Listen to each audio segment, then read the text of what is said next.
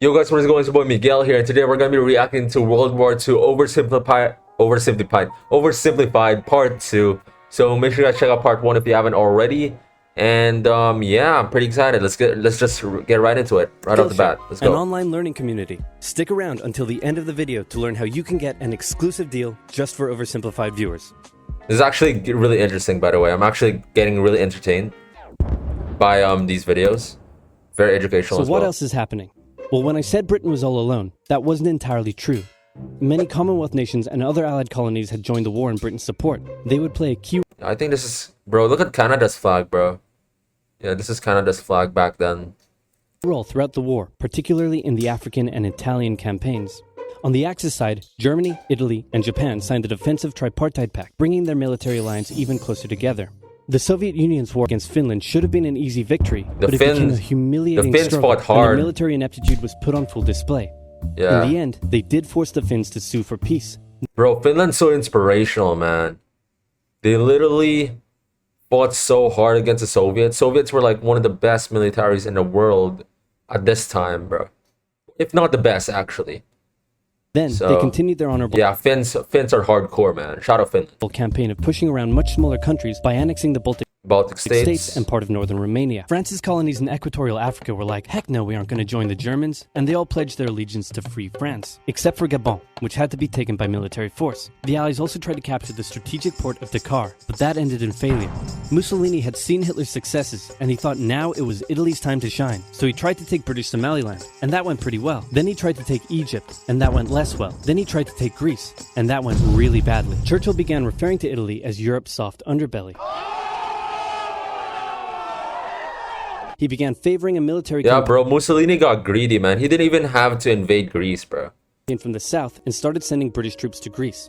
All of this had Hitler pretty concerned, and he moved to protect his southern flank. He had been getting friendly with Hungary and twisted their arm into signing the Tripartite Pact and joining the Axis powers. Romania was also eager to join for protection against the Soviet Union. The Tripartite Pact was designed to prevent any other countries from deciding to join the Allies. Kind of like NATO. This is literally one of NATO's taglines, right? It's part of their... The Tripartite Pact was designed to prevent any other countries from deciding to join the Allies. Specifically, Britain's old ally, the pesky United States of America. When war first broke out, American public opinion was strongly against joining in. In 1940, there was an election. The Republican candidate said, I will not send any young Americans to die in Europe. And sitting President Franklin D. Roosevelt said, I will also not send any young Americans to die in Europe. Unless I have to. Then I might. And Roosevelt won. Churchill asked him to join the war, but Roosevelt said, no can do, Winston. But you know what? Here, have some weapons. America began supplying the Allies with food and munitions, but there was one problem. German U-boats were sinking thousands of Allied supply ships in the Atlantic, including American ones. If the Germans could sever Britain's supply line, the UK would starve. Throughout the war, the Allies had to come up with better technology to fight the U-boats. Improved radar, aircraft with longer range, better weaponry and convoy tactics. At one point, a man even called a meeting and said, Pykrete, you take some wood, you take some ice, you put them together, you get Pykrete. And then he pulled out a gun and shot some wood and it shattered. And then he shot some Pykrete and the bullet ricocheted off it and hit someone else in the conference room.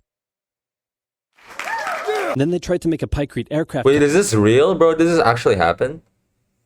Someone actually got shot? Carrier. But that idea was scrapped because that's a really dumb idea. In the end, Alan Turing and his team Alan Turing, cracked Germany's Enigma code, and this guy was a hero as well back in World War II with the US. Gradually became less and less of a threat. Back in Africa, Britain decided to push Italy out of Egypt. Hey, that was pretty easy. So they kept going.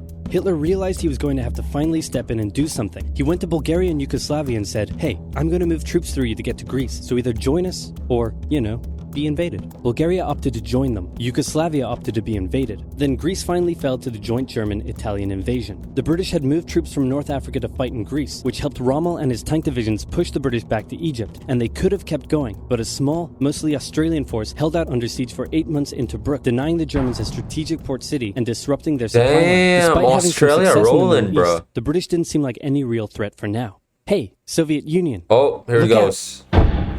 With 3 million troops, Hitler launched the largest ground invasion in history. Bro, yeah, bro. Stalin was not even, like, prepared for this. He should have seen it coming because I think the Soviet Union actually applied to join the Tripartite Pact, which is, you know, their pact, you know, Germany, Italy, Japan. So the Soviet Union actually, like, applied for that. They actually, like, requested to join them, but Hitler just ignored it. At that point, Stalin should have noticed that, yo, this guy's onto something because... Yo, we basically had an alliance to invade Poland at the start. And so why wouldn't he let me join them? Right? So Stalin should have known that from the start, I feel like, but Stalin was far from ready.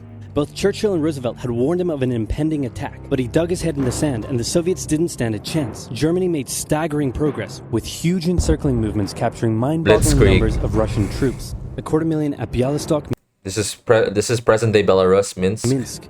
300,000 at Smolensk, nearly 700,000 at Kiev, and again at Vyazma and Bryansk. Leningrad was put under a siege that would last an insufferable 4 years. The invasion of Russia had been Hitler's main ideological goal from the beginning, and his hatred for the ethnic peoples there was now unleashed in all its fury. The Eastern Front of the Second World War was brutal for all that endured it. The Germans were now inside of Moscow, and that's it. It's all over. Winter's coming, winter. It got cold. Let's go. Let's go, cold. bro. Hitler had hoped the Soviets would. Russia's best friend, cold, bro. Always comes in clutch, bro. Even back in the Napoleonic Wars, the cold is Russia's best friend, or the Soviet Union's best friend. Give up before winter, but they kept fighting. His commanders came to him and said, "Can we please dig in for the winter and wait until spring?" Huge clutch, no, bro. Keep going. But oil is literally freezing inside our vehicles. That's fine. Keep going. We're having to leave the corpses of our frozen horses by the side of the road so we can still find our way in the snowdrift. Perfectly normal. Keep going. Hitler hadn't given his millions of men winter clothing and supplies because he thought he really should have won by now. Then, Stalin called in troops from the Siberian front, specially trained to fight in extreme cold, and the Germans were no match. They were now being pushed back. They had no choice but to dig in and wait for winter to end. Germany's victories were staggering, and Japan was eager. But yeah, man, Soviet Union actually had the most casualties in World War II. Like, they were the one who was affected the most in terms of like casualties, which is pretty sad. That's why in like if you go to like Latvia, Lithuania, like post-Soviet countries, there's a lot more women than men because most men died in the war because soldiers back in World War II. Yeah, it's kind of fucked up, man. To miss the victory bus. Their war in China had come to a standstill, but they wanted to keep expanding their sphere of influence and getting those sweet raw materials. They began making plans to expand southward, but there was a problem. Southeast Asia was heavily... Hey, this is my country. I live in the Philippines, by the way. ...colonized by America and Great Britain. It was also full of ocean. Ocean meant naval combat, and there was no way the Japanese Navy could stand up to the US and the UK. So they thought, wouldn't it be nice if we could destroy their navies before we begin our conquest? And so it was. On December 7th, 1941, the Japanese launched a surprise air raid on the US Pacific Fleet at Pearl Harbor and inflicted a huge amount of damage. They also attacked British colonies in Southeast Asia. Roosevelt had no choice. This is the day when they attacked Pearl Harbor. This is when they woke up the sleeping giant. They had to get involved. But to declare war on Japan, and so did Churchill. Hitler then declared war on America, even though he totally didn't have to. Yeah, Hitler declared war on America, I think, because it's a tripartite pact. So basically, if the US declared war on Japan, and the Japanese is part of the alliance with Germany, so Germany had to declare war on the US. Well, yeah, he actually didn't have to, like he said. The attack on Pearl Harbor seemed like a big Japanese victory, but they didn't attack any of the naval repair yards, fuel storage tanks, or the submarine. Yeah, the US got into... would be up and running again pretty soon. They got up and running. In the meantime, though, the Japanese were able to begin their conquest. They took Guam, the Gilbert Islands, Wake Island, Hong Kong, and the Philippines. They forced Thailand to join them so they could march their troops through to Malaya. They swept through Singapore, North Borneo, the East Indies, New Guinea, the Solomons, and they were now threatening northern Australia and the borders of India. Japan's victory had been Bro, look how many they invaded in a short amount of time, bro. They went in. Bro, chill. As the Germans, and it reinforced the Japanese idea that this was a divine war which they were destined to win. But their victories had been based on speed, not power, and power would eventually catch up with them. Manhattan Project. For now, though, in all occupied nations, the people suffered. Persecution, forced labor, harsh punishments for any who spoke out against their occupiers. In Europe, the Nazis were rounding up ethnic minorities and other unwanted groups and individuals. In particular, millions of Jewish people would suffer through the terrible events of the Holocaust. Brave resistance movements rose up in defiance of their invaders, while the people held out for hope. And hope was coming. Winter was over, and Hitler could continue his push eastward. But this time, he switched up his strategy. He wanted to focus on the south. His plan was to cut off the Russian armies in the Caucasus, an area full of oil, and then invade the Caucasus and take all the oil. His forces moved across the north with ease, and Hitler got cocky. He rerouted the 4th Panzer Army south early, leaving the 6th Army to complete the encircling movement alone. To do so, the 6th Army had to reach and take the key Soviet city of Stalingrad. The Russians defended it fiercely, and Stalingrad saw some of the harshest fighting of the entire war. The Soviets held up the German advance for 5 Yeah, months. bro, Stalin wasn't... Like, Stalin basically told the Soviets that, do not give up this. It's literally in his name. It's named Stalingrad, so Stalin was never gonna have it. When they take over, he basically didn't want them to take over Stalingrad because it was in his name, right? As they battled in the war-torn city, So, which bought them valuable time. When the Germans had first launched their invasion a year earlier, the Soviets had moved their factories to the east. Those factories had been building a butt-ton of tanks and aircraft and getting the Soviet army up to scratch. Now, it was ready. Stalin gathered his new and improved forces around the city, and in an attack that resembled Hitler's own encirclement tactics, they began surrounding the 6th Army. Hitler's commanders came to him and said, "Hey, maybe we should retreat." But Hitler said, "No, you stay." bad idea. They were gonna get captured. The entire 6th Army was trapped and had to surrender. With complete air superiority, the Soviets started pushing westward. For Stalin, it was a resounding victory. For Hitler, an absolute catastrophe.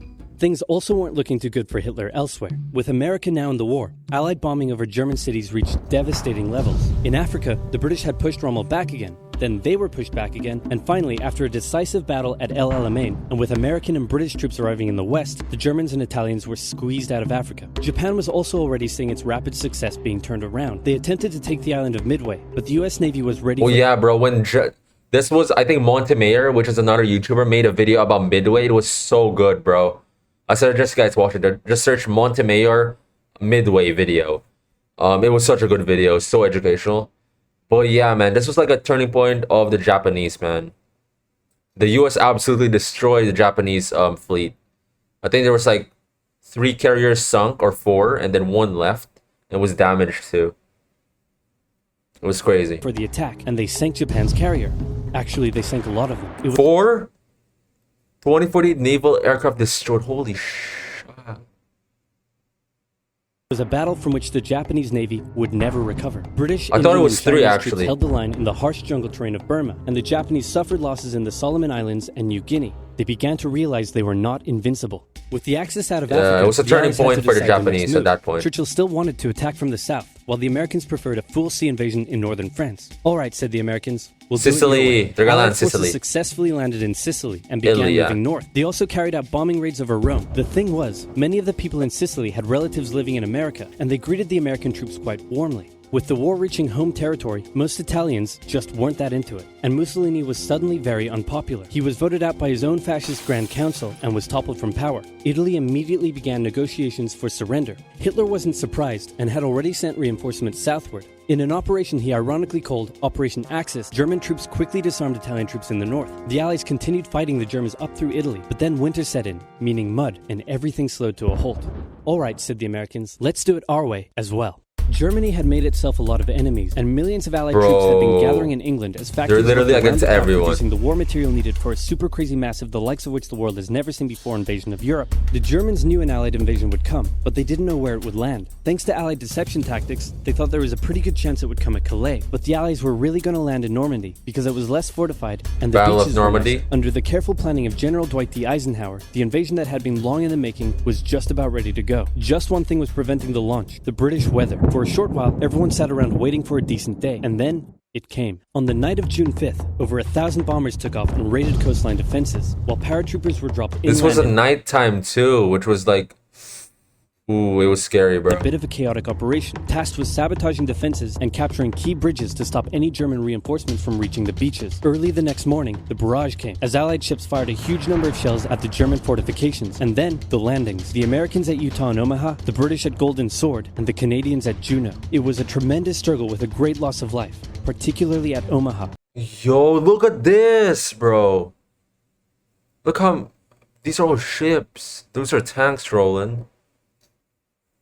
This is crazy, guys. World War II is insane. but the Allied troops captured the beaches and the landings were a success. Then they began their movements inland. They took the port of Cherbourg and the city of Caen. The Americans moved south to capture Brittany. Then, in a massive disaster for the Germans, British and Canadian troops from the north and Americans from the south trapped the German 7th Army in a near wipeout encircling movement. In August, Allied troops landed in the south of France to little resistance. It's over. On one beach, all they found was a Frenchman. It's over for Germany. It's over for Hitler, was liberated, and the Germans were pushed out of France as the Allies entered Belgium. In the Far East, the Allies started to push the Japanese out of Burma, as the Americans launched a two-pronged offensive in the Pacific. In the south, General MacArthur led the push to liberate the Philippines, while Hey, General my Nimitz oversaw country. the brutal island-hopping campaign. American forces had to make hard-fought landing after hard-fought landing on fiercely defended small islands as they moved steadily towards the Japanese mainland. The Japanese believed that the greatest thing a person could do was to die in battle, and the most dishonorable act was to surrender. As a result, Yeah, bro. That's why they had like kamikaze, bro. they fought ferociously to the very end, and the closer the Americans got to the mainland, the more ferocious the resistance became. In February 1945, the Americans captured the island of Iwo Jima, and an intense firebombing campaign of Japan's wooden cities began. The Allies suffered some setbacks trying to liberate the Netherlands, but they were making progress and were now threatening the industrial heartland of Germany. Hitler's health, both mentally and physically, was rapidly deteriorating. Things were looking bad, and he was desperate. He said, "We need to turn this thing around, and I have just the trick." Remember a few years back when we blitzkrieged through the Ardennes and trapped the Allied forces in Belgium? Well, I'm going to do the exact same thing. Again. He gathered his forces and tried to pound them through the Ardennes. He used up the remainder of Germany's strength and resources, and he managed to create quite a nice bulge. He also trapped some American forces in the Belgian town of Bastogne. The Germans sent the trapped Americans a message saying surrender or be annihilated. When it was read out to the commanding officer, he said, "They want to surrender? No, sir, they want us to surrender." Nuts! And that's what they sent off as their official reply. General Patton's Third Army then managed to break the siege from the southwest, and the Germans were pushed back. Hitler's last-ditch attempt had failed, and what followed was a total collapse of the German forces. The Allies pushed into Germany from both sides. The Soviet Union took Warsaw and kept pushing to Berlin. In his bunker, Hitler realized all hope was lost. Berlin fell, and with it... bro, that's where the Soviets took the iconic flag photo in Berlin. Hitler's dreams of a great German empire. Two of the Axis nations had been knocked out. One to go. The Americans began their assault on Okinawa, the last island before they would reach the Japanese mainland. The desperate Japanese fought hard, launching kamikaze attacks on the US ships. The citizens of Okinawa suffered through the terrible fighting, but in 2 months, the island was captured. The Allies now had to make a choice. Either continue the devastating struggle up the Japanese mainland, or they could try to coerce the Japanese into surrendering now. In July, the first successful atomic bomb test took place in New Mexico, and the destructive weapon was ready for use. America and the UK were also seeing the Soviet Union not so much liberating as occupying its captured territories, and so they wanted to put on a show of force. On August 6th, the A-bomb fell on Hiroshima. Then, on the 9th, Nagasaki. The cities were reduced to rubble, and for the people living there, it was a terrible fate. But for the Allies, it achieved their main aim. In September, the Emperor announced Japan's surrender, saying the war situation has developed not necessarily to Japan's advantage. After 6 years, war was finally over. The Allies occupied Japan for 8 years. The Emperor was allowed to keep his position, but General MacArthur made sure this picture was printed in the Japanese press, to display to the Japanese people that their Emperor was not the divine, powerful being they had believed. Germany was divided between America, the UK, France, and the Soviet Union. In 1949, the Allied sectors were united into West Germany. The Second World War had been more terrible and 50 to 80 million. Oh my god. Destructive than the first. In its aftermath, two major superpowers with two very different ideologies had come out victorious, and the tension between the two of them would create a new kind of war. Cold War.